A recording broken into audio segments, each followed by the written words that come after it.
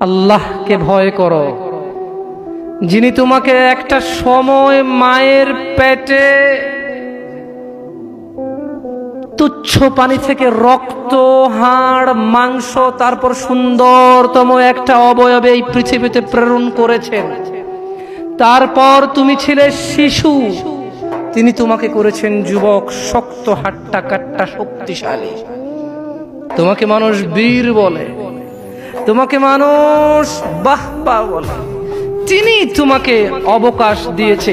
নিঃশ্বাস যেটা তুমি নিচ্ছ এটা ওনার দেওয়া। ওনাকে ভয় করো। ভয় করো তোমার সামনে থাকা মুরব্বিকে দেখে।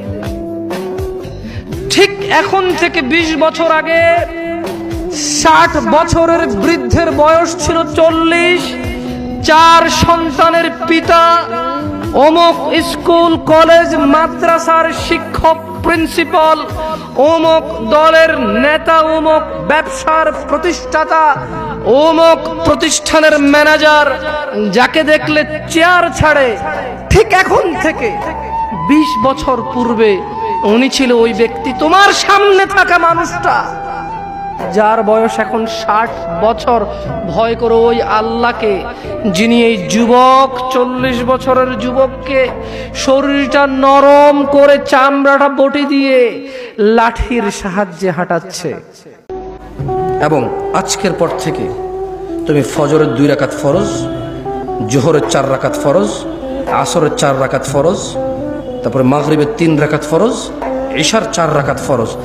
আজকের এই মুহূর্ত থেকে তুমি, তোমার বাপ মা মরে যাক, পৃথিবীতে ঘূর্ণিঝড় সিডর হয়ে যাক, পৃথিবী উল্টে যাক, একদিক ভেসে যাক, আরেক দিক ভেঙে যাক, যুদ্ধে সবচা সারখার ধ্বংস হয়ে যাক, রাজনীতির দলাদলি মারামারিতে সারা পৃথিবী রক্তাক্ত হয়ে যাক, আজকের এই মুহূর্ত থেকে তুমি কোনোদিন এই 17 রাকাত নামাজ ত্যাগ করিও না।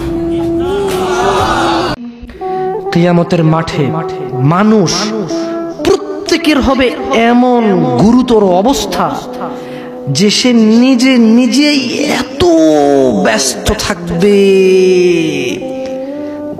একটু চোখ বন্ধ করে ভাবুন, কিছু নাই পৃথিবীতে, আপনি একা, আপনার গুনাহ দেখা যাচ্ছে, চতুর্দিকে আগুন দেখা যাচ্ছে, আল্লাহর বিচার হচ্ছে, মানুষ জাহান্নামে পড়তেছে, মানুষ উলঙ্গ, কেউ কারো লজ্জাস্থানের দিকে তাকাচ্ছে না, মা তার সন্তানের খবর নিচ্ছে না, সন্তান তার মায়ের খবর নিচ্ছে না, স্ত্রী তার স্বামীর খবর নিচ্ছে না, স্বামী তার স্ত্রীর খবর নিচ্ছে না। প্রত্যেককে নিজস্ব একটা ব্যক্তিগত ব্যস্ততা, দুশ্চিন্তা, তার টেনশন, আগুনে যাবে নাকি জান্নাতে যাবে তাকে ব্যস্ত করে রাখবে। উজুহুন ইয়াউমাইযিন মুসফিরা, এই ব্যস্ততার দিনে কিছু চেহারা হবে উজ্জ্বল। ইয়া আখি, ভাই, আপনি কি সেই মানুষটা হতে পারবেন যেদিন ভাই ভাইয়ের খবর নেবে না, স্ত্রী স্বামীর খবর নেবে না, মা বাবার খবর নেবে না? আপনি কি এমন কর্মকাণ্ড করছেন, আপনি কি এমন ইবাদত করছেন যে ইবাদতের কারণে ওই ব্যস্ততার দিনে উলঙ্গ মানুষ, কেউ কারো লজ্জাস্থানের দিকে তাকানোর সুযোগ নাই, তাকাতে ইচ্ছে করবে না, তাকানোর মনে থাকবে না, কোনো কিছু মনে থাকবে না, শুধু বাঁচার জন্য একটা ব্যস্ততা থাকবে।